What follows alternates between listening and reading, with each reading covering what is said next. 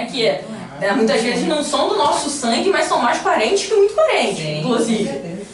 Eu posso dizer que os outros são aquelas pessoas... Inimigo é uma palavra forte, né? Mas são aquelas pessoas que a gente tem desavenças claras.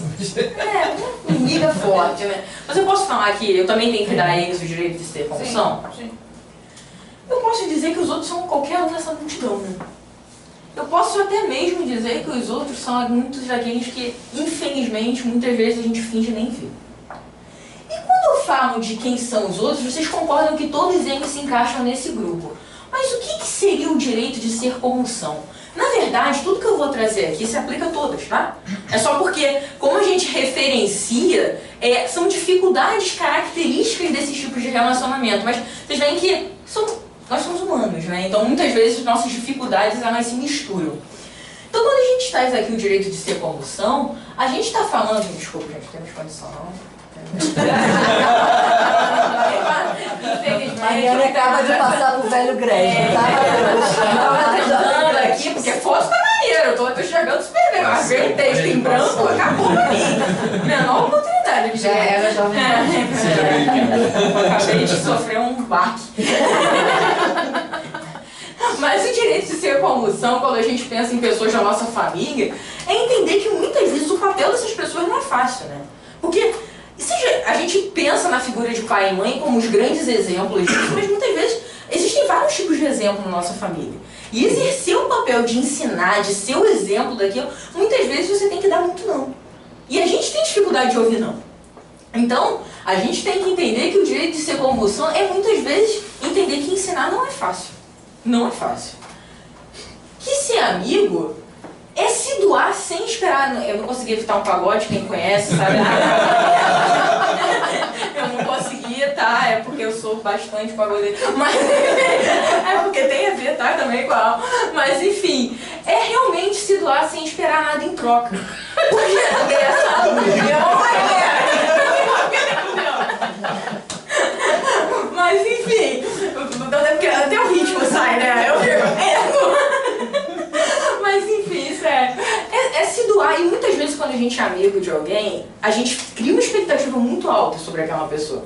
Tipo assim, como assim você não fez isso pra mim? Como você não estava disponível naquele momento? E muitas vezes você pode falar. Não, pode acabar. O que eu ia falar é só nesse sentido, que muitas vezes você tem uma relação muito boa, muito próxima com alguém, até que essa pessoa não atende a sua expectativa. E aqui se transforma numa fonte de uma briga, uma desavença que às vezes toma uma proporção que não é legal. Justamente porque muitas vezes a gente não dá o direito do outro de repente errar. Ou de repente também não tá bem sem querer dividir aquilo com você. E isso é uma coisa muito difícil. Pode ir. Eu tô lendo um livro, todo dia de manhã, quando tô no ônibus eu leio esse livro. Ho'oponopono. Ele fala uma coisa muito interessante sobre doar. Que, assim, imagina o sol irradia a luz para todo mundo, aquece todo mundo. Ele não pede nada em troca isso. Aí ele fala pra gente tentar amar as pessoas, doar para as pessoas como se fosse o sol. Pra aquecer elas, assim, sem querer... Sem esperar, sem cobrar, sem... Acho que essa é a meta mesmo, mas é engraçado que quando eu montei esses slides, a gente vai falar dos outros também, mas vai muito em linha com o exemplo que você deu. Involuntariamente, mas muito frequentemente, aqueles que a gente mais cobra são aqueles que a gente mais dá. Quando, na verdade, essa doação, por ser fonte de um amor incondicional, deveria ser ainda mais natural para a gente, deveria amar todos da mesma forma. Mas, dadas as nossas limitações, a gente tem mais facilidade de amar aqueles que nos são próximos, certo? Mas aqueles que são mais próximos é que a gente mais cobra também, não é verdade? Então, assim, é complicado porque quando eu estava montando essa reflexão, e eu não sei se pode passar a percepção de vocês também, é que nesses 3 grupos aqui que a gente vai entrar agora, tudo que eu vou falar é um desafio também. Mas muitas vezes esses 2 primeiros, apesar de serem as pessoas mais próximas, geram uma dificuldade ainda maior. Acho que quanto mais próximo, mais difícil é você... Qual a expectativa que você tem? Você dizer um não, né? Você entender quando o outro não está, esse outro, né? Que está próximo não está disponível. É muito difícil. É muito difícil, porque quanto mais próximo, né? Sim, é verdade. E aqui, quando a gente continua aqui, pessoas que nós não somos tão próximos assim, é literalmente respeitar o direito do outro de pensar diferente de você. Muitas vezes as pessoas que a gente não tem afinidade, que a gente tem um confronto, é simples, vocês concordam comigo que a gente tem uma forma de pensar e muitas vezes quem vai contra aquela nossa forma de pensar está errado por definição. E a gente muitas vezes não dá o direito de entender que o outro não é obrigado a pensar como a gente. Porque justamente quando a gente entra nessa multidão aqui, a gente vê que a nossa verdade ela não é absoluta. Nós temos sei lá quantos bilhões de pessoas no planeta. O que te faz pensar o quão egocentrados nós somos, o quão orgulhosos nós somos de pensar que a nossa forma de pensar é a única correta para a humanidade toda. E muitos confrontos, e eu digo nas esferas pessoais, até nas esferas maiores, confrontos por causa de política, time de futebol, religião, simplesmente porque cada um pode ter o seu. Pode ter o candidato favorito, pode ter o time favorito, pode seguir uma religião diferente, e isso não muda a sua verdade. E você dividir, compartilhar, debater, é engrandecedor. Você acusar, julgar, dizer que aquilo é errado, isso traz o confronto. É o debate inteligente versus a acusação gratuita. Eu acho que é o grande contraponto daqui. E por fim, esse último é literalmente olhar com mais amor. É entender, gente, que muitas vezes... E aí a gente traz a figura de uma pessoa, um morador de rua e tudo, para exemplificar, mas a gente não precisa ir tão longe. Aquelas pessoas que convivem com a gente, faz diferença você tratar aquelas pessoas com a mesma educação que você gostaria de ser tratado. Muitas vezes a gente está tão atordoado, tão perdido, que a gente não tem tempo nem de pensar, tempo entre aspas mesmo, porque a gente não dá a verdadeira prioridade que deveria ser. Você dá um bom dia para alguém que está ali no teu ambiente, é você olhar para alguém, mesmo que você não tenha dinheiro para ajudar, que você tenha alguma coisa para ajudar, que você tenha um sorriso para ajudar. É não tratar com indiferença. Porque quando a gente dá o direito de ser como são, a gente entende que cada pessoa está exercendo o papel. Eu não vou julgar aquela pessoa que está na rua. Poxa, muitas vezes uma reflexão que, enfim, é muito frequente mas aquela pessoa está morando na rua porque ela se envolveu com drogas.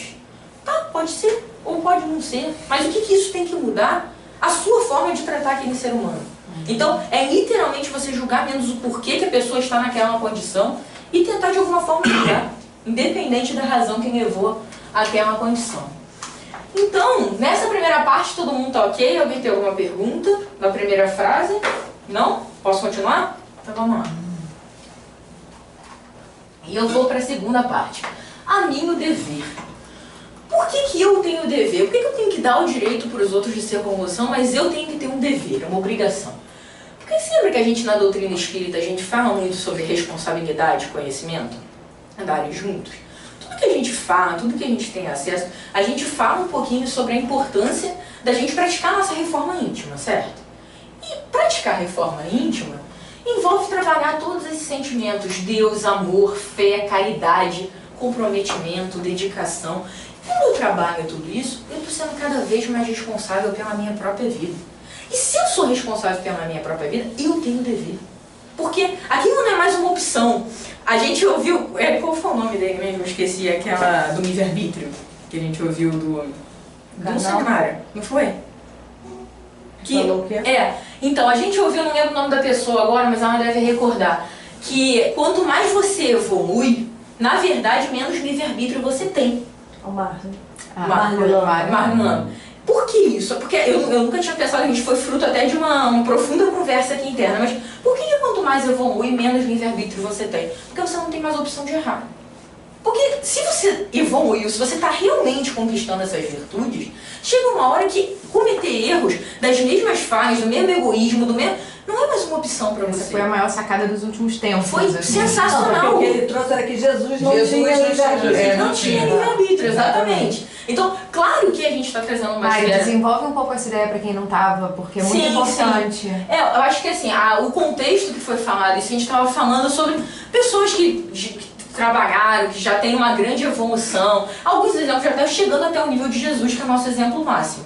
E a gente conversando sobre a questão do livre-arbítrio, né? Que todos nós temos o poder de escolha, de tomar as decisões para a nossa vida, sejam certas e erradas, e a gente vai ter uma consequência sobre isso. Só que aí foi falado pelo Mário que, na verdade, Jesus era o grande exemplo de alguém que não tinha livre-arbítrio. E aí, naquela hora, gerou o burburinho. Como assim Jesus não tinha livre-arbítrio? É Jesus, né?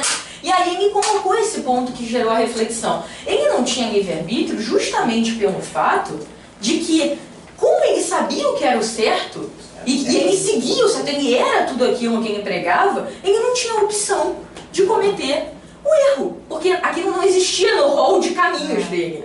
Então, isso gerou uma reflexão muito legal. Não sei se você quer complementar com alguma coisa. Ele deu uma ideia, um exemplo até mais mundano, assim, que foi o seguinte. Ele estava querendo fazer dieta, se alimentar melhor e tal, e aí ele foi no restaurante Aquilo. Então você tinha as opções lá de empadinha, batata frita e tal, tinha as opções de salada, de grelhados e tal, né? Então assim, pra quem tem todas as opções, as boas e as ruins, você tem essas escolhas para fazer. A partir do momento que você restringe as suas opções só às comidas saudáveis, ou seja, só as boas escolhas, aquele é o rol de opções. Então você não precisa, você limita mesmo, você tá ali entre aquelas escolhas, você diminui a sua probabilidade de errar. E aí ele entra com Jesus e toda a espiritualidade, né, mais elevada. Como o mal não existe, como a raiva, o ódio, enfim, todos os sentimentos negativos não existem mais no rol de sentimentos desses espíritos, não existe muito livre-arbítrio porque a escolha é sempre fazer o bem. É fazer o certo, exatamente. Então, assim, trazendo isso como um exemplo máximo, né? Aqui a gente não tá falando desse nível de perfeição, infelizmente, ainda. A gente não tá. Mas se a gente tá batalhando para ser realmente o nosso melhor, a gente acaba tendo sim que assumir o dever de como a gente vai se portar em relação ao nosso próximo. Porque a partir do momento que a gente vivencia cada um desses sentimentos, a gente entende que a gente tem a responsabilidade de construir a nossa história. E quando a gente foge disso, automaticamente a gente está gerando aquele ciclo vicioso. A gente está provocando uma ação que vai gerar uma reação como uma consequência da opção do livre-arbítrio que você fez, enfim, por vezes certos e por vezes não tão certo assim. E para fechar essa reflexão sobre a campanha, de ser cada dia melhor, é um pouco do que a gente falou. Quando a gente pega esse referencial, mais uma vez, Jesus é o exemplo máximo disso, mas o nosso referencial tem que ser com a gente mesmo por hora. O nosso exemplo é Jesus, a nossa meta é Jesus, mas a gente ainda não tem condição de se comparar a Jesus. Mas a gente tem que se comparar com quem a gente era ontem, com quem a gente era um mês atrás, com quem a gente era na vida passada, mesmo que a gente não tenha a lembrança, a gente sabe que a gente tem que seguir na direção do bem. Então, quando a gente fala de ser cada dia melhor, não é você precisa ser o mais rápido, o melhor em alguma coisa, você precisa ser melhor do que o que você era antes. Eu acho que essa é a grande meta que a gente fala aqui. E para falar um pouquinho disso, por que realmente tornar uma prática essa frase, aos outros dou o direito de ser como são, a mim o dever de ser cada dia melhor, por que tornar isso prático é cada vez mais importante na nossa trajetória? É isso que o Rô vai trazer aqui. Gente, responsabilidade. Tem uma frasinha típica que é ignorância é a benção.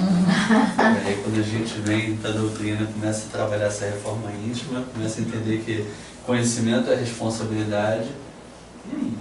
E quando a gente começa a aprender esse monte de coisa, tenta botar em prática, dá pra se esconder depois de novo, fingir que não sabe? É mais bravo, né? A barca tá passando. Acho que quase todo encontro que a gente fala isso. É praticamente uma contagem regressiva que a gente está fazendo, né? A gente está entrando de fato, a gente está numa fase, né, de transição para um planeta de regeneração. Então a gente está saindo de provas e expiações e a gente começa a perceber já algumas mudanças na nossa sociedade. A gente começa a perceber pessoas cuidando mais do nosso meio ambiente, pessoas que estão mais focadas, né, no outro do que não apenas em si. Mas ao mesmo tempo, a notícia chega tão rápido pra gente que às vezes fala, não é possível, cara, o mundo é cada vez mais violento. De onde você tira essa ideia de que o mundo está melhor? Qual dos dois caminhos, qual das duas vertentes você imagina que a gente está? O mundo de fato está depurando ou é tipo, antes de uma calmaria, vem aquela tempestade, fica tudo muito ruim mesmo para depois ficar bom? Como é que vocês visualizam que está o planeta Terra hoje? Uma tempestade. Ah, tempestade. Para melhorar. Para melhorar. Desenvolve, gente. Tudo que é o que nem... Eu acho isso, né? Que a gente tem que revolver a lama, né? Entrar para para conseguir limpar. Né? Eu acho que é isso que está acontecendo. Esse final de ano para cá, muita coisa ruim, só acontecendo coisas ruins, mas você também consegue enxergar alguma coisa boa, as pessoas, a preocupação, né, do ser humano, que todos preocupados exatamente com tanta coisa ruim. Temos que fazer alguma coisa, às vezes pode ficar só na boca, mas vem o pensamento e isso já, né, dá uma respirada, já muda, de alguma já forma. dá uma mudada. Alguém considera que o mundo hoje está mais violento do que estava antes? É outro tipo de violência, né? É, A gente não teve dá. várias violências, Idade Média, tudo.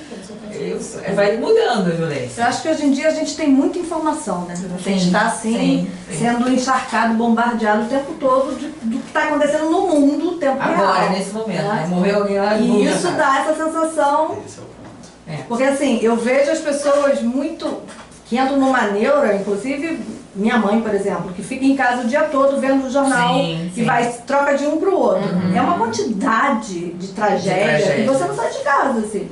Né? Você fica, cuidado minha filha, cuidado porque aconteceu isso, não sei mãe, onde você viu isso? Não, é na Cidade de Deus, é na Praça Seca, é não sei aonde. Falei, gente, nós estamos realmente vivendo. E as pessoas de fora, Onde tem tiroteio? onde tem A gente tiroteio. pode sair de casa? as pessoas de outros estados, a minha família em Minas, acha que a gente tem um corpo em cada esquina aqui, né? Que não vou pro Rio, não, que é muito perigoso. Quer dizer, bem por aí. a sensação Então, mas é aí essa. também entra nesse ponto, que eu acho isso engraçado. Todo mundo fala assim, o Rio é perigoso. Claro, porque o Rio tá todo dia na notícia. Você vê a notícia do Amazonas? De Manaus? Do Amapá? Não. Mas eu lá em Natal vi notícia do Rio. Você pode ir pra qualquer estado e você vê a notícia do Rio. Agora dos outros você não vê. Então cria essa sensação, piora na verdade, né? A sensação de insegurança. Legal isso que a gente levantou aqui, gente. Então, parece que na verdade a gente consegue mais informação hoje do que a gente tinha antes. Por isso que aparentemente a coisa está pior agora do que estava antes. Né?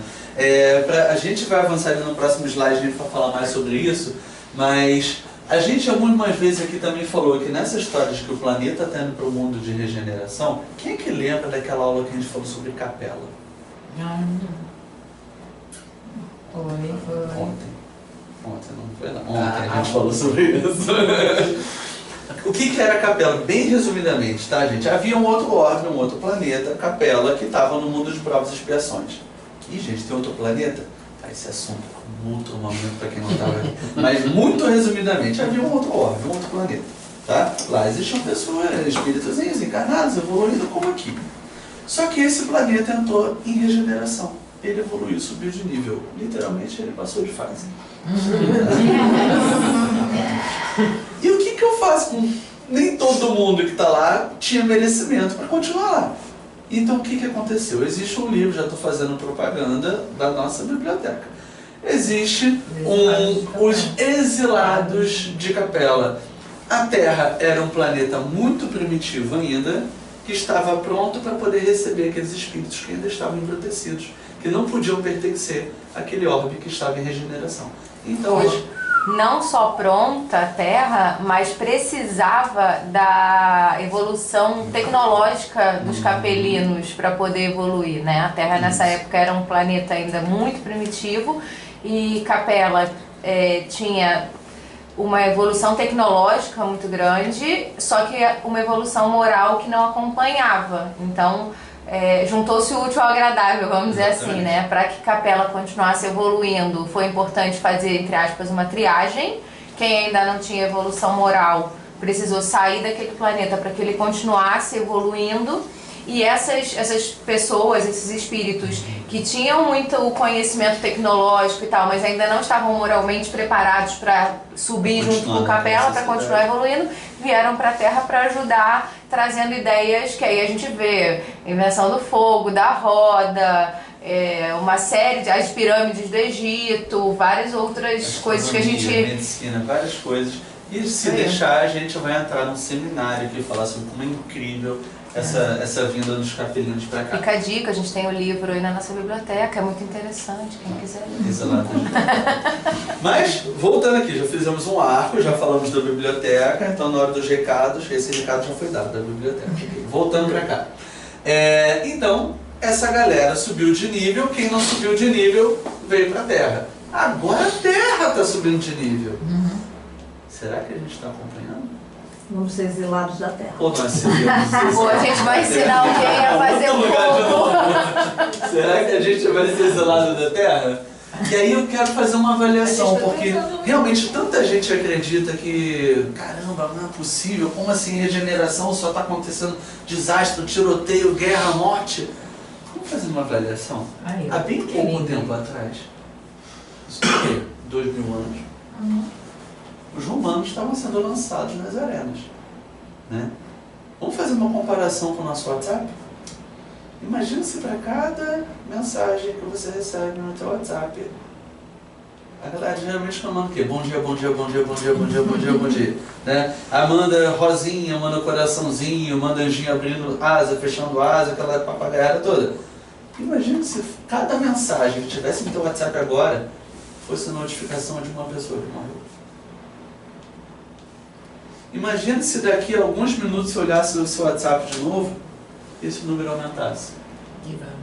E daqui a alguns segundos, aumenta. Daqui a outros segundos, aumenta. E você começa a ficar tenso de ver tantas mensagens no WhatsApp. Cara, meu Deus, eu preciso entrar e sair rapidinho no grupo pra zerar, né?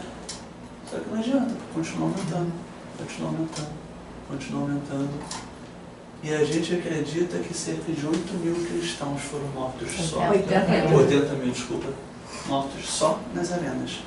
Perseguidos. Gente. E tem uma outra questão. Um número desse hoje não é assim tão comum. Então vamos fazer uma comparação. Se olhar o seu WhatsApp hoje durante um dia, o número de mensagens que chega, compara com o número de mensagens que chegaria naquela época, porque a mortandade era assim. As pessoas todos os dias eram lançadas aos leões. E aqui eu estou falando só de cristãos.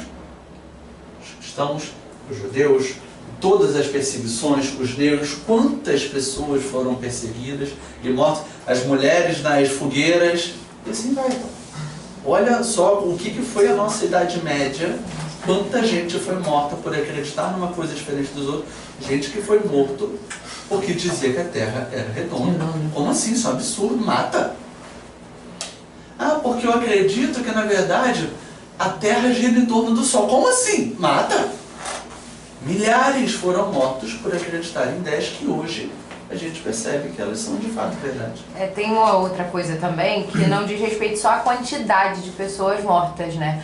Hoje, quando a gente escuta que tem alguma tragédia, algum assassinato, alguma chacina, enfim, as pessoas se compadecem, as pessoas de alguma forma, por mais que elas não façam nada, não atuem diretamente naquilo, elas pelo menos, poxa, né? São empáticas. São empáticas. Naquela época, a matança era muitas vezes diversão, né? Então a intenção era outra até. Eu acho que isso é muito forte. Uma vibração positiva em ver os outros agora. Olha só a diferença. A gente às vezes vê as brigas de torcidas no Maraca. A gente fala, meu Deus, que barbárie, que absurdo. Né? Cara, uma pessoa morreu, gente. Uma pessoa morreu. Imagina 80 mil pessoas morrendo no Maracanã. E as pessoas torcendo. O planeta ia parar. A arquibancada toda torcendo, né? Nessa época, era pão e circo. Mata! Gladiadores. Gente, a gente vai pro cinema. Caraca, maneira aquela cena do gladiador, né? Cara. Era real, né? Até hoje a gente se diverte com isso. Imagina naquela época. E se diverte, quem sabe não é real. Ao vivo a cores. A gente não se divertiu com isso. A gente torce pro máximo. Pro máximo, né? Não, acabar com aquilo. Não, quem ele vai matar, a gente não tá torcendo, não. Né? Entendi. Tá fazendo a diferença ali, né? A ignorância é uma benção e o conhecimento é responsabilidade. A gente não pode mais se divertir com o filme do Max. Só um comentário aí sobre isso. Você vê um link muito grande lá com o início que a gente falou da questão de a gente sempre achar que a nossa verdade absoluta ser um problema lá, e aí até mais forte nessa época, porque dessas 80 mil mortes era justamente porque você acreditava que a sua verdade era absoluta e qualquer um que não seguisse a sua verdade merecia morrer. Seja por causa do formato da Terra, de gerar da questão de você acreditar em Cristo, enfim, era simplesmente porque o outro pensava diferente de você. Então acho que era o exemplo máximo ali de você não respeitar o direito do outro ser diferente. Então a gente tem barbáries hoje, tem várias coisas acontecendo, só que tudo depende da realidade que você cria, depende do filtro que você vai botar aqui na tua vista. Se você quiser apenas assistir, e aí, independente da preferência de cada um, mas o Cidade Alerta da vida, que parece que sai sangue da tela, e aí você troca no canal, você vai ver a mesma coisa, por exemplo, só o sensacionalismo, o que você vai criar para você? Até as guerras, né? As guerras antigamente, você jogava uma bomba para destruir a cidade inteira. Hoje a guerra continua, obviamente, é terrível, mas os bombardeios, eles são estratégicos. Direcionados. Eles são direcionados. Estratégico. Então acho que até isso... Continua erro, uma coisa não justifica, Não, mas de toda forma, a gente não vê um número desse. A gente se impacta com números menores, só que mais frequência. Aí essa é a parada, é a frequência, por causa da velocidade das E a gente informações. vê as imagens, né? Nas guerras a gente fica, soubemos que tal cidade foi bombardeada. Fulano chegou de tal país e disse que aconteceu. Agora a gente vê a imagem, eu acho que a imagem impacta muito mais. Então, já que a Terra, a gente conseguiu entender que de fato ela está subindo, que ela está evoluindo e que assim, são vagas limitadas, né? A gente não sabe quantas vagas vão ter nesse próximo nível, né? Já escreveu? Assim, tá acabando a vaga. E se tu vai e teu amiguinho aí agora do lado não vai? E se o teu amiguinho aí agora vai e você fica?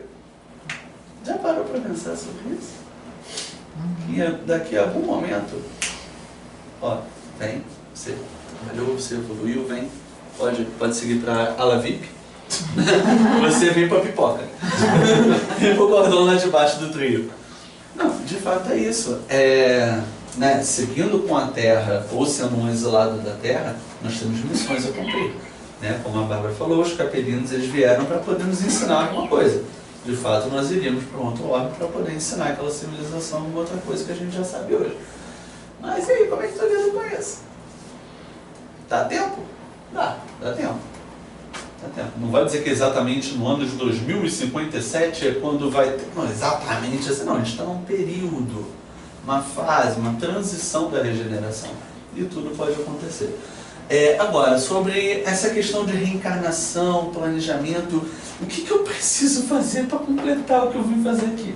Primeiro, a gente ainda não lembra, não sei exatamente o que eu tenho que fazer para conseguir subir de nível. Mas existem alguns estudos que mostram como é que essas pessoas conseguem completar.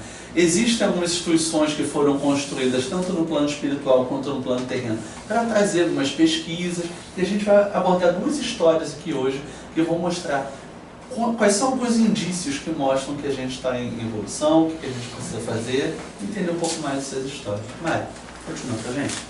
Então, gente, essas histórias têm como ponto em comum o fato da gente trazer um pouquinho do exemplo de o que seria, de repente, um bom aproveitamento de uma encarnação com atitudes boas, e principalmente sobre a importância do planejamento em qualquer esfera que a gente faz, seja essa esfera espiritual ou aqui como espíritos encarnados. A primeira história que eu vou trazer para vocês aqui é sobre o Hospital Esperança no plano espiritual, que fica na mesma região do Sanatório Espírita de Uberaba. E aí, antes disso, como é que isso surgiu, de onde é que veio? A gente vai ter que dar um passinho atrás na história para resgatar como é que essas instituições surgiram. Lá em Uberaba, em 1910, existia essa moça, que é a Maria Modesto Cravo. Não sei se já tiveram a oportunidade de conhecer, mas a gente vai falar um pouquinho da história dela aqui. Ela estava apresentando alguns sintomas de uma enfermidade física e o seu marido, já tentando buscar uma ajuda, achava que aqueles sintomas poderiam ter algum tipo de influência espiritual. Então, na época, ele, tentando auxiliar a sua esposa, ele entrou em contato com um médium que era bem conhecido na época, que atuava em Sacramento, que era Eurípides Barçanufo. E esse médium, ele conheceu Maria, enfim, estudou sobre o caso dela. E além de auxiliar o tratamento da enfermidade, ele foi um importante ponto de referência dela no aprofundamento dela sobre a doutrina espírita. Ela já tinha algum contato mais superficial antes, e foi com ele que ela começou a se desenvolver e a atender, e principalmente a trabalhar dentro desse contexto espírita. E aí, sobre a influência dele, ela fundou, alguns anos depois, em 1919, o Ponto Bezerra de Menezes, que era um lugar, uma casa espírita, onde eram feitos encontros, atividades, enfim, sempre na vertente de estudar a doutrina e de praticar a caridade. E esse Ponto de Bezerra de Menezes, a gente fez uma observação aqui que, na verdade, a gente já falou isso algumas vezes ao longo desses cursos, e hoje em particular também, mas que coincidências não existem, né? Um dos frequentadores desse Ponto de Bezerra de Menezes era mais novo do que isso, tá? Mas era Chico Xavier, que ele teve também os primeiros contatos dele com a doutrina espírita frequentando esse Ponto de Bezerra de Menezes. Ó, no planejamento começando a se encaixar aí, tá, gente? E aí, como é que isso se fala? Eu falei logo no início aqui que eu ia contar a história disso, mas eu tô falando do Ponto de Bezerra de Menezes. Como é que essas coisas se falam? Quando ela estava trabalhando nesse Ponto de Bezerra de Menezes, se aprofundando na doutrina, enquanto isso acontecia, Eurípides desencarna. E quando ele desencarna, já no plano espiritual, ele dá início ao trabalho, à construção da esfera espiritual do Hospital Esperança.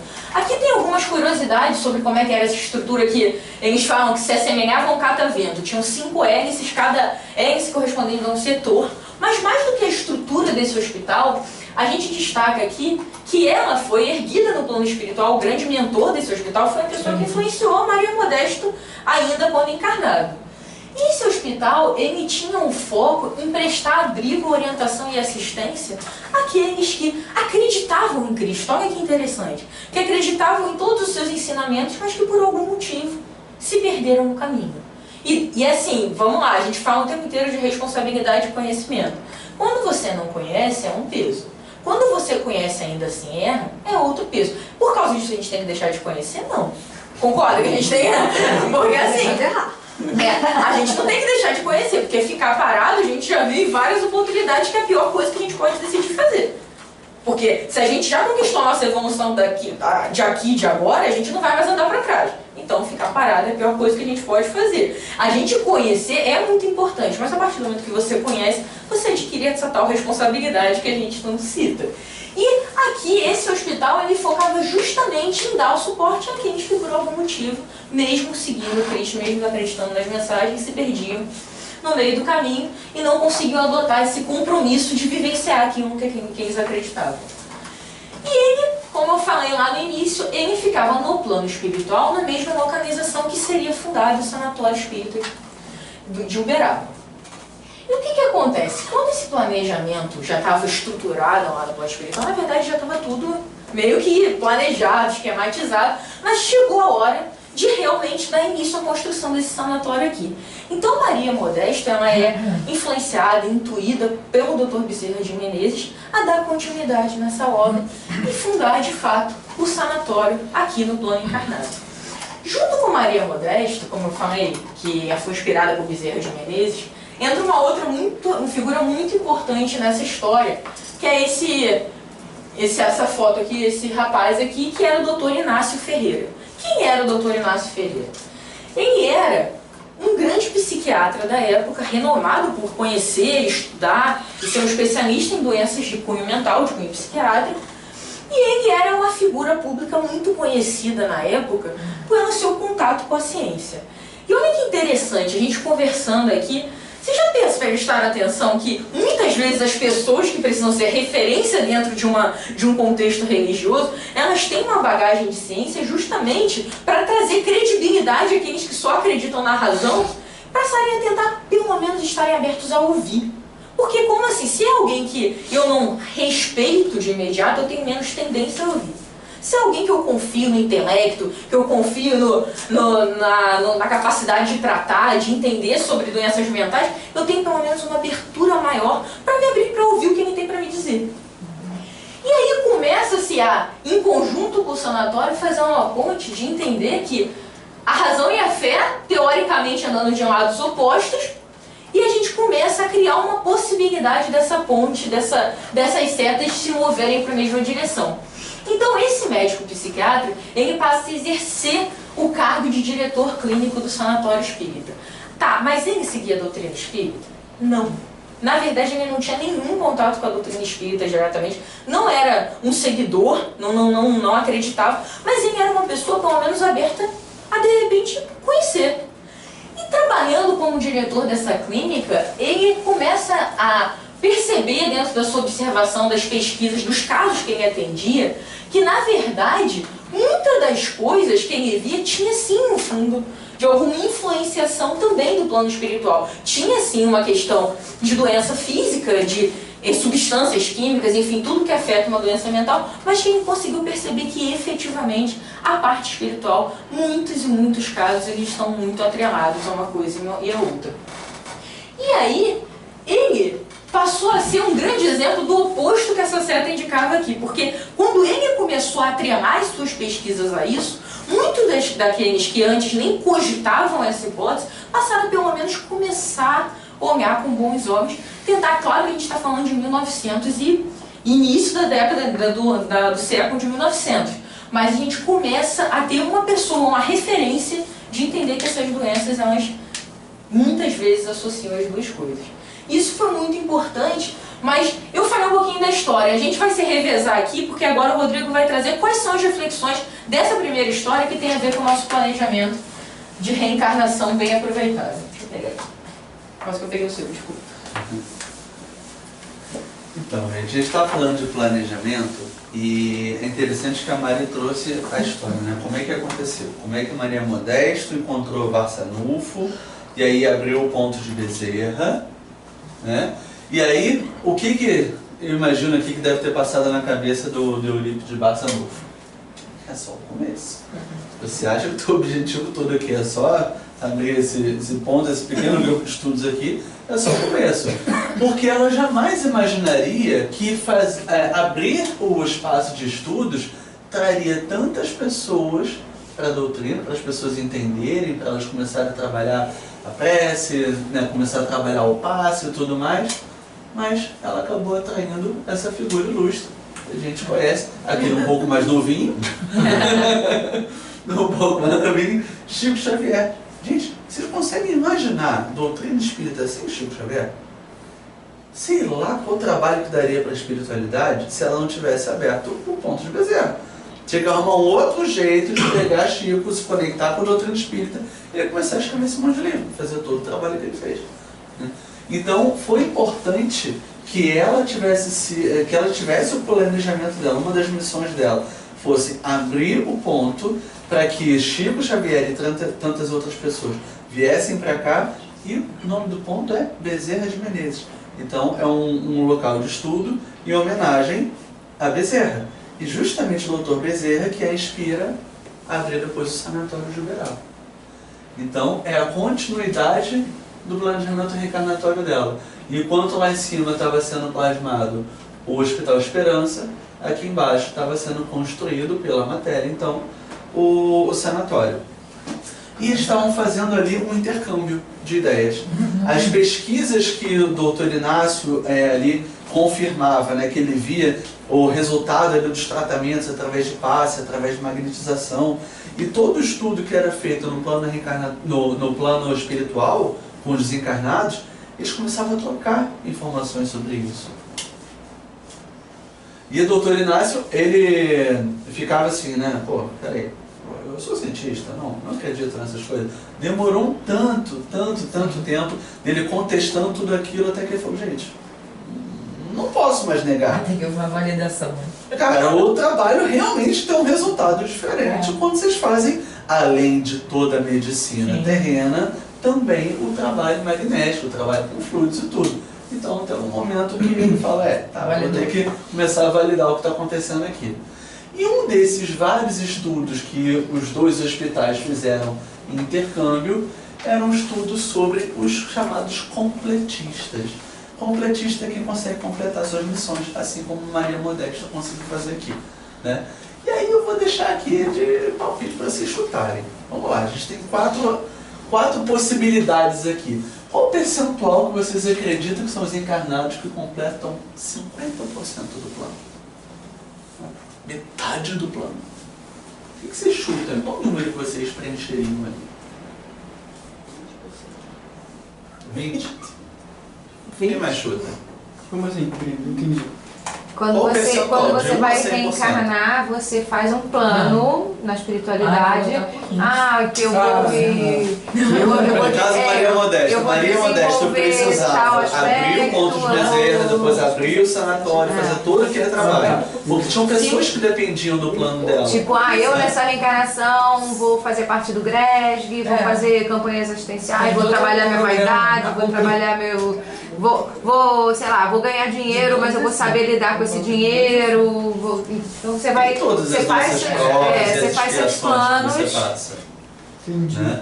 Então, olha só, eu dividi aqui em 4 possibilidades. E aí você pode se perder, né? De repente você ganha dinheiro, mas é 1%. não ajuda ninguém, por exemplo. Aqui é 1%. Só vai dizer que tem alguém, 1%. Olha, tem gente que desvia completamente do plano. O que vocês chutam aqui? Aí saiu uns 90% desvia completamente do plano. 60%. Então a gente tá ferrado, né, amiga? Ou Que seja, 90% a gente não vai subir só a de gente nível, tá não. nesse, né? Exilados da Terra. A gente tá ali nos dois. Aí a Terra não vai não, se fosse outro planeta. Exilados da Terra. É só o planeta. Eu prefiro acreditar que a gente completa 50%. 50 eu já tava felizona. Eu também, já tava Vocês feliz. acham que a gente tá aqui? Eu eu acho que a espero gente que sim. Você espera que esteja, mas e o resto aqui? E o resto Não, espero que nós estejamos, né? Esse grupinho vai junto, vai caminhar todo mundo. 50%. Tá bom. 50%. Então, se cada vez que a gente vier, a gente completar pelo menos metade do plano, né? Até me dá tempo. A barca tá passando, mas pode ser que a gente pegue o bonde andando. Pumba quando não Você vai agarrar A gente voa nada um pouquinho. Os amigos que já estão lá já jogam uma corda pra ajudar, né? E 20% então? 20%, só 1/5. Quanto vocês acham que as pessoas conseguem completar? Pelo menos 1/5. Será que tem muita gente que consegue pelo menos 1/5? Eu acredito que sim, né? Acho que a gente já tá no momento melhor. Vamos ter esperança, já que o Hospital Esperança, né? Tem esperança. Então vamos lá, gente. Encarnados que completam aproximadamente 50% do plano, 23%. De acordo com os estudos, ó, se fosse bolão, né? Ganhou o bônus hora agora. E 20% do plano, 70%. Bastante.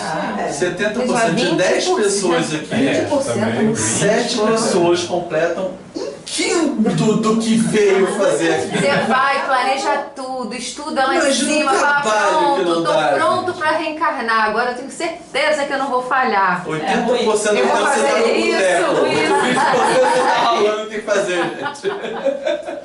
Pensa na dieta de segunda-feira, quantas vezes a gente desiste? A gente tá lá no Eu já jogo no dia do desvio do 70, né? Já tá. Desvio completo. Se eu lembrasse do meu plano, vai ser diferente.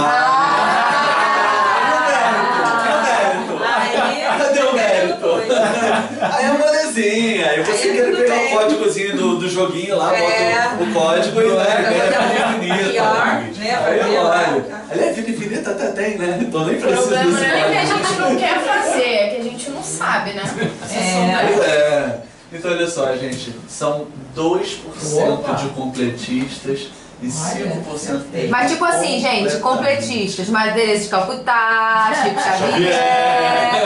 É bom a gente dizer assim, né? Qual é o nível? Olha, eu não sei, pode ser que numa vida a gente consiga fazer direitinho. Não, mas pelo menos o percentual que se desvia completamente é bem baixo, né? Pelo menos. Mas também imagina, você faz aquele plano todo, não consegue fazer nenhum. Nada! Tipo. Nada! Planejando, filho, você vai vir Flamengo. Aí o moleque no primeiro Nem show. isso! Pronto, acabou. Nem isso! Vai. Tá perda total, deu PT no moleque. Tipo, sei lá, você vai ser advogado, o cara vira médico, você vai ter um filho, o cara resolve não ter filho, você vai ter dinheiro e vai ajudar os outros, o cara gasta tudo com ele, você vai. Tudo, erra tudo, tudo. Então, vamos lá, vamos entender um pouquinho então. Como é que a gente consegue estar nesses 2% aqui, né? Sem precisar ser tão Mãe Teresa, né? Tão Jesus. Assim. Mas o que a gente pode fazer para entrar nessa ala VIP aqui? Dos 23, né?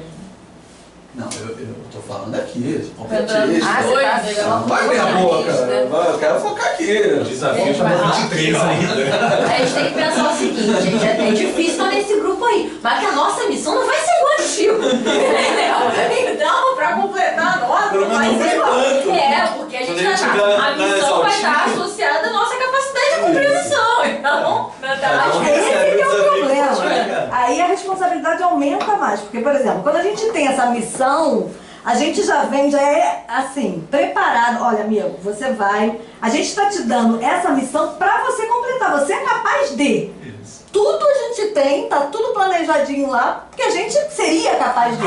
E a gente, de repente, sai totalmente da Olha, rota. Chico, você vai ter Né? 130 doenças durante a sua vida, mas você vai ter que escrever 747 livros, não importa como, tá bom? Tá bom. Aí o cara chega aqui e faz isso.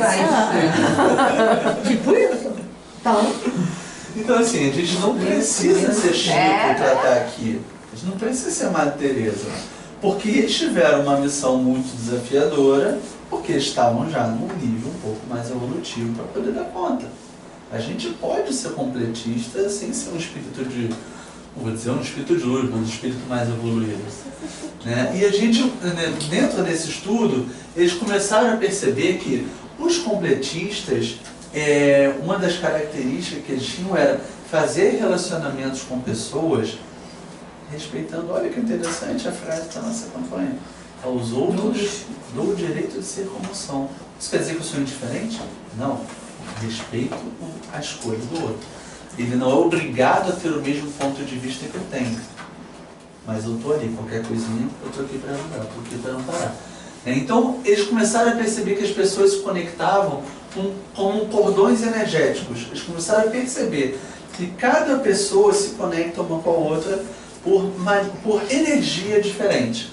As pessoas que retêm mágoa, ressentimento, que não conseguem trabalhar o perdão, elas começam a gerar uma energia um pouco mais densa entre ela e a outra pessoa.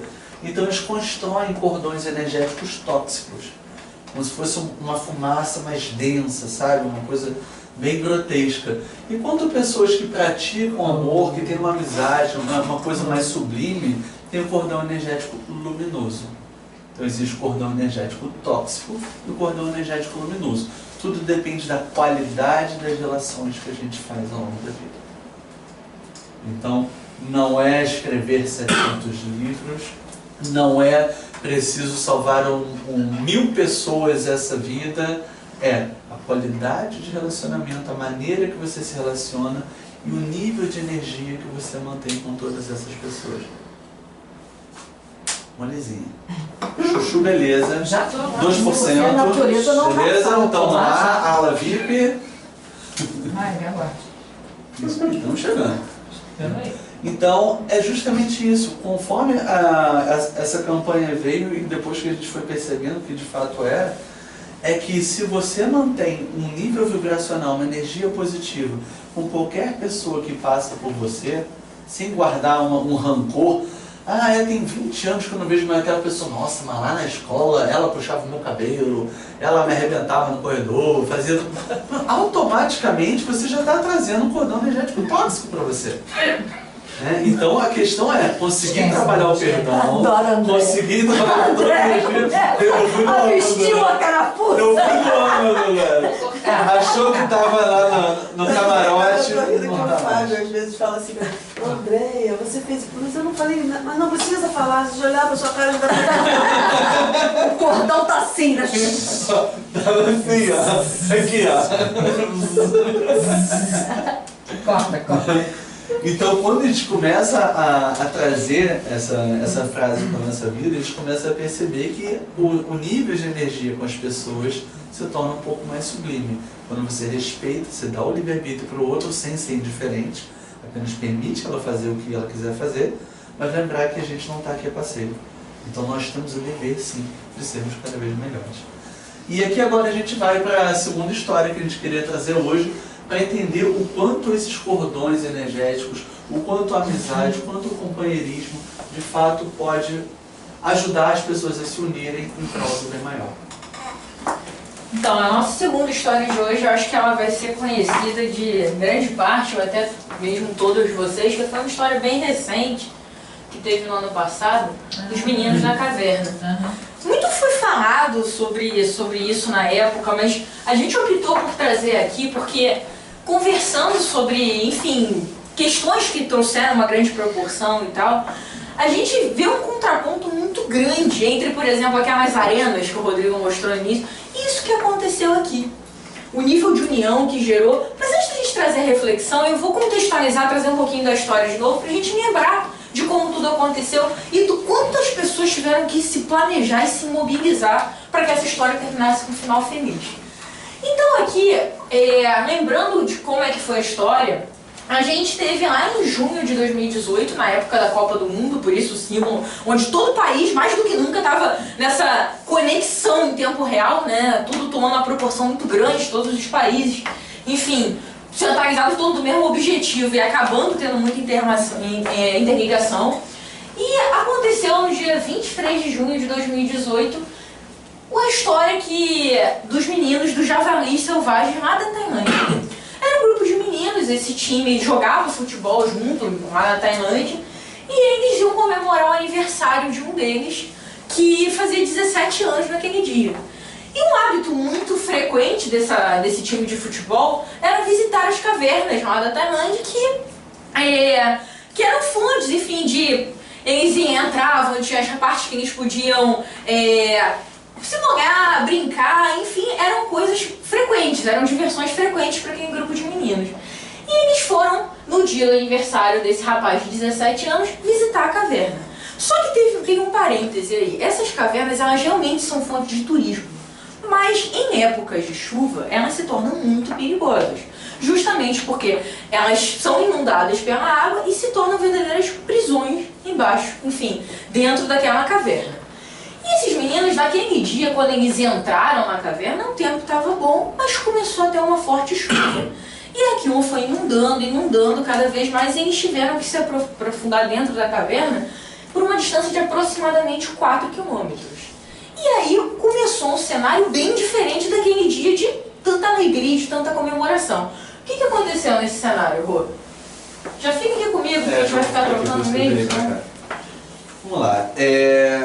Passou um tempão, eles simplesmente não apareciam, a família começou a ficar preocupada, e aí foram no local do treinamento, não encontraram os jovens, alguém lembrou que eles costumavam então fazer o seu lazer lá nas cavernas. Quando eles chegaram nas cavernas, eles encontraram as bicicletas dos meninos. E aí, atenção, né? Caramba, cadê as crianças? E a chuva começa lá fora, as famílias começam a procurar pelas cavernas e começam a pensar, gente, será que eles estão lá dentro? Porque andaram, não acharam mais ninguém. E lá dentro estavam eles. Eles ficaram 15 dias. Lá no coração da caverna. Eles tinham ainda, né, a lanterna, as rochas eram um pouco porosas, então dava para vir ainda um pouco de oxigênio, né, a questão não era tanto ali asfixia, mas era um cenário de extremo medo. E eu não consigo me imaginar uma hora dentro dessa caverna, imagina 15 dias, né? Mas esse era o cenário. E aí? Como que tudo foi acontecendo lá dentro e aqui fora? Como é que esses cordões energéticos foram se conectando? Como que as pessoas foram se envolvendo para que isso acontecesse? Bom que a gente já sabe o final, né? Já sabe o que deu. Né? Mas vamos avaliar um pouquinho qual foi a continuidade dessa história. Quando a gente fala desse contexto, é um contexto de pânico, né? Não tem outra forma de dizer isso, porque é o que o Rodrigo falou, eu nem entraria na caverna, eu já começaria a fazer de entrar, né? Nem que eu ficasse uma hora, porque...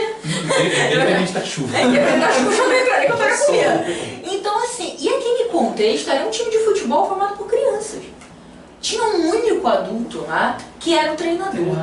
Imagina o nível de responsabilidade e de culpa que ele sentia, embora ele não tivesse culpa, enfim, era uma coisa que era um sentimento natural ali, porque era o único adulto, né, dentro daquele grupo de crianças, e bem ou mal era um passeio, era uma diversão, mas que tomou proporção. Só que esse treinador, ele era um ex-monge. E a vida é muito sábia, né? Porque, embora naquele pânico todas as condições... As condições...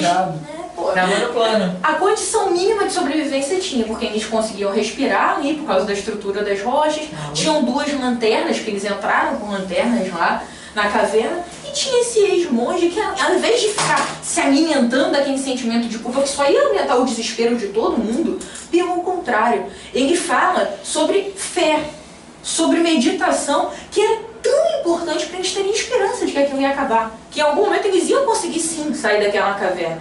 E conseguir manter a calma. Vocês já pensaram no nosso corpo quando a gente está nervoso? Quando a gente consome mais de energia por causa disso?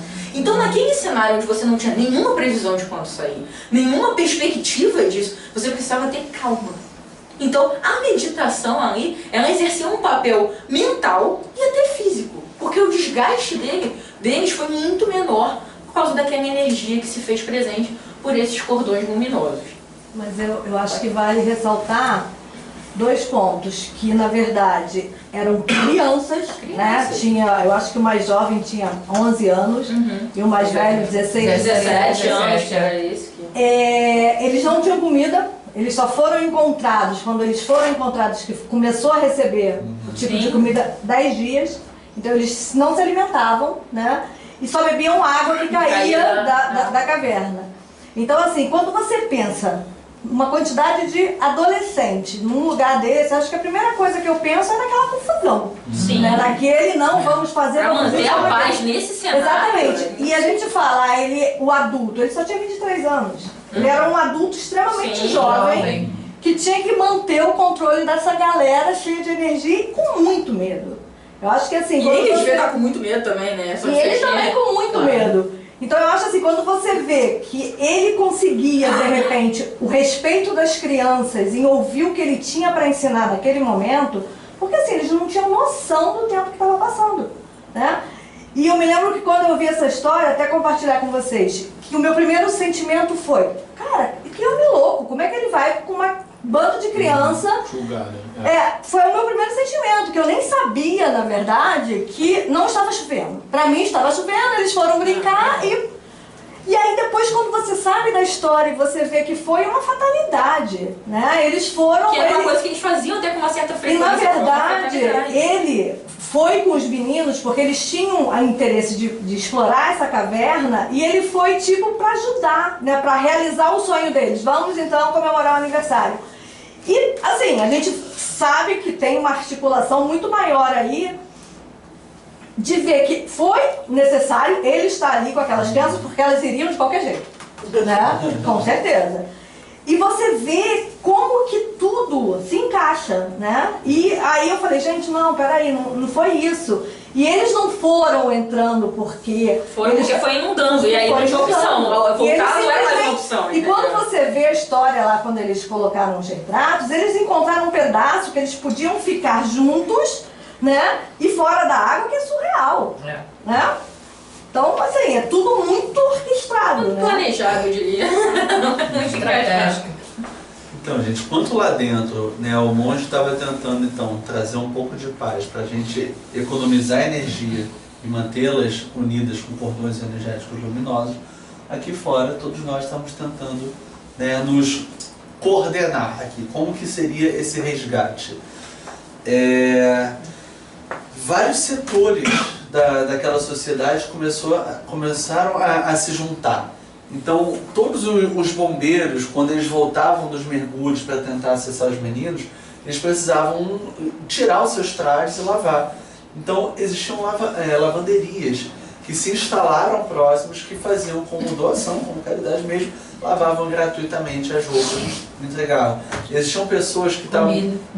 Comida. Existiam pessoas que faziam comida e entregavam para a equipe de resgate. Pessoas que subiam e desciam, gente, isso aqui é no meio das montanhas, né? Então, pessoas que subiam e desciam né, de carro e tal, que iam lá para baixo, depois subiam, ofereciam carona o tempo todo. A galera da mídia percebeu muito isso e eles divulgaram. Enquanto as pessoas estavam sendo solidárias a tudo aquilo. Então, não era só o bombeiro que estava mergulhando lá. Toda a cidade, todo o país, e como a gente estava em época de Copa, o mundo inteiro parou em prece, parou em orações, parou em ajudas. A gente viu ali que até mergulhadores de outros países foram para lá para poder orientar. Então, imagina todo o planejamento do resgate, quantas pessoas foram se conectando em prol daquela história.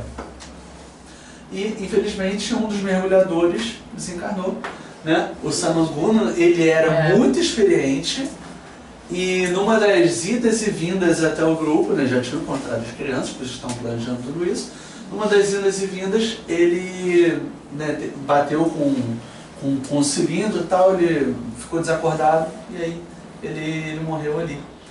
Isso serve também de aprendizado, nada por acaso, também de aprendizado porque as crianças não sabiam nadar. Então como é que você vai fazer todo aquele percurso com as crianças que não sabiam nadar para que elas não se desesperassem? Se o cara que era experiente morreu durante o trajeto. Depois lendo a história, se vocês pesquisarem direitinho, não foi só a questão de a criança não nadar e tal, mudaram a estratégia de resgate por causa da morte dele. O jeito que as crianças iam ser transportadas, até pelo tamanho do... Eles mudaram, assim, horrível falar, mas às vezes a morte dele era também parte do plano para se descobrir o caminho de poder resgatar aquelas crianças. Porque nessa época, antes dessa fatalidade acontecer, muito era falado de tentar fazer as crianças nadarem. Aprenderem a nadar. E, na verdade, como foi feito o resgate de fato, era um mergulhador na frente, um mergulhador atrás, a criança meio que sedada para poder, enfim... E um outro ponto, Rô, que eu acho que é sedada não é sedada, mas meio dopada. Elas foram dentro de umas macas assim que protegiam para não se desesperarem, para não... Entendeu? Uma outra curiosidade que o primeiro mergulhador, né, o mergulhador que encontrou foi o inglês. E nenhum deles falava inglês, só o mais jovem, que tinha morado 2 anos, eu acho, fora e tinha aprendido inglês. Então o mais jovem que conseguiu se comunicar com esse mergulhador e passava todas as instruções para os outros. Então você vê, assim, imagina você ali dias, e de repente você vê uma pessoa ali e você não consegue falar a língua dele, né? E é uma coisa louca isso. E tem o vídeo dele, porque quando ele chega, né, ele tá com aquele vídeo e o garotinho perguntando, vocês falam a minha língua? Aí ele levanta e fala, tá tudo bem? Tá tudo bem, a gente só tá com muita fome. Foi a primeira coisa que ele falou. Então assim, olha só, e nenhum deles se levantou desesperado, todos ficaram, só ele se levantou e começou a se comunicar. Que era ocidental. Ou oriental. Até porque eles já estavam exaustos, estavam subnutridos, tudo isso também. Orientais são não estavam. mais torgados. Então, não estavam subnutridos. Não, porque eles estavam Isso foi um outro ponto muito louco, porque na verdade quando eles saíram, a quantidade de peso que eles perderam, acho que em média foi 1,5 kg, 2 quilos. Eles não estavam desidratados, 10 dias sem comer. 10 dias, né? Assim, totalmente. Dizem que com 5 dias a pessoa morre sem comer. Alguma proteção mesmo que eles tiveram.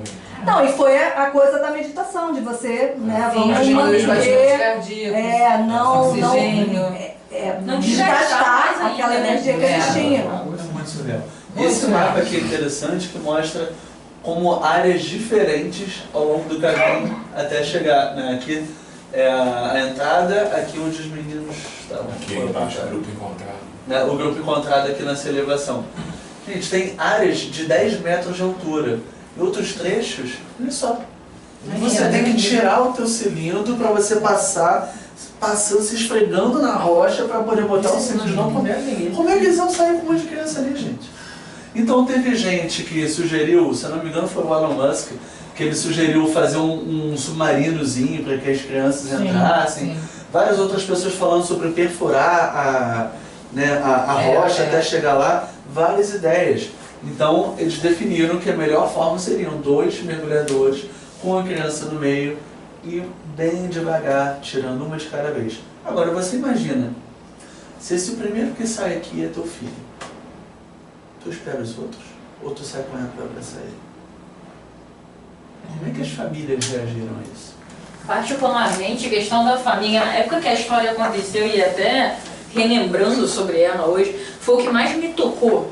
Porque todo o contexto era, enfim, muito comovente. Mas a questão das famílias, eles formavam, né, aquelas tendas de ajuda, de de fazer comida, de lavar as roupas e tudo. E lá também tinham as famílias que estavam acompanhando o resgate. Mas o que você pensa? O desespero de saber que o teu filho está dentro de uma caverna nessas condições.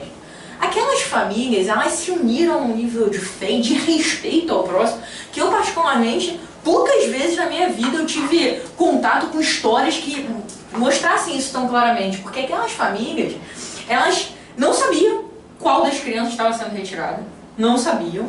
E mesmo quando a pessoa saía de dentro da caverna, não havia aquele tumulto, palmas, gritos, não. Por quê? Porque independente do filho de quem tivesse saído, ainda existiam todos os outros que estavam angustiados, que estavam em sofrimento. Então, assim, a energia era de muita fé, de muita oração e de muito respeito ao próximo. Porque, enfim, enquanto a dor de alguém estivesse fazendo presente, a comemoração, ela era, claro, sentida, mas não era questionado, e aí, falta quanto? Tá indo? Sabe aquele questionamento que a gente fica quando tem, enfim, uma angústia, alguma coisa que é natural? Não tinha esse tipo de cobrança. Então, era um nível particularmente surreal de doação mesmo pra quem acontece. Surreal, né? O mais comum seria, vou pegar meu filho e vou logo pra casa com ele. Não, e vai pedir por que meu filho ainda não foi, onde é que tá meu primeiro, qual é o primeiro, qual foi o critério, não tinha isso. Isso é pros resgates, eles ainda ficaram um tempo, né? Ficavam um tempo. Porque os meninos não podiam ir pra casa. Exatamente, e as meninas ainda, mesmo que o seu filho já tivesse sido retirado, você ainda ia dar suporte ali. Isso foi... É um nível de amor ao próximo ali que poucas vezes a gente vê. Enfim. E era quantas horas de passagem, Vitor? Quantas horas de passagem? Eu acho que exatamente isso era muito longo, né? Esse tempo que eles levavam para tirar... Fazer vários dias, né? Pra tirar todo mundo. Acho que eram tipo 4 horas. Eu acho que eram 4 horas para vocês. Né? Não era assim, tipo, vão nadando lá e voltam. Não, isso tudo era muito lento. E eles ainda estavam lutando contra o tempo porque estava com a previsão de chuva. Isso era uma coisa que eu até ia comentar, que nessa história chegou uma hora que... E olha o nível de decisão que você tem que ter, porque é complicado. Que o chefe lá da operação falou, a gente vai começar. Porque, assim, existia uma série de planos, claro, um planejamento, resgate, o mergulhador. Foi uma grande, infelizmente, foi uma tragédia, mas revisaram a estratégia por conta disso. Mas chegou uma hora que alguém tinha que falar, vamos. Porque tudo começou dia 23 de junho. E a previsão lá é que em junho vem as fortes tempestades.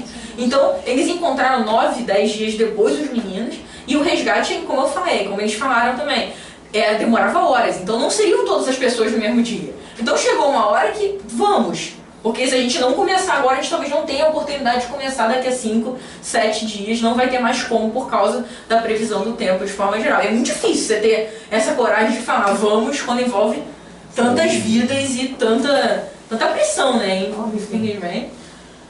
Bom, isso tudo na cabeça da pessoa que está aqui liderando o resgate, né? Mais uma vez a gente volta lá para dentro. O monge, ele ensina 5 autos que foram importantes para que ele conseguisse manter a paz interna dele e a conexão com todas as crianças. E é até interessante que tem uma hora que a Mari falou, né, sobre culpa, que numa dessas idas e vindas que eles conseguem se conectar com a galera de fora, ele tem uma troca de cartas, né, e ele pede desculpas para os pais. Né, e ele só recebe gratidão por ter cuidado de todas as crianças durante todo aquele tempo. Né, então eu fico me imaginando, se eu me colocasse no lugar dele, eu faria a mesma pergunta: por quê? Por que isso aconteceu? Por que eu estou aqui? Né, mas ele conseguiu se conectar a esses 5 autos essenciais, e aí analogamente para que a gente consiga sair das nossas próprias cavernas. O primeiro auto é o autoconhecimento. Então, para que a gente consiga sair na nossa caverna, esperar que alguém nos resgate para que a gente consiga sair, a primeira coisa é compreender quais são as nossas falhas. Entender, ser real e ver, cara, isso daqui eu ainda não sou bom. Depois é o autoburilamento. Eu entendi que eu não sou bom. E agora? O que eu vou fazer com isso? Eu vou mudar? Eu escolho mudar? Ou dizer que estou na zona de conforto e que é melhor eu ficar e não mexer nisso? O terceiro é o auto-perdão. Eu me auto-perdoo quando eu busco a reforma. Primeiro preciso me libertar dos ressentimentos, das amarguras, para que eu me permita continuar aquele movimento que eu estou iniciando, que eu escolhi iniciar. O quarto é a autoestima. Eu preciso me estimar, preciso me amar e ficar feliz com toda essa mudança que está acontecendo. É claro que a gente às vezes corre o risco de deixar o orgulho ou a vaidade tomar conta. Então é sempre tomar cuidado que uma coisa é você se amar, outra coisa é você deixar que o orgulho tome conta e te deixe cego com isso.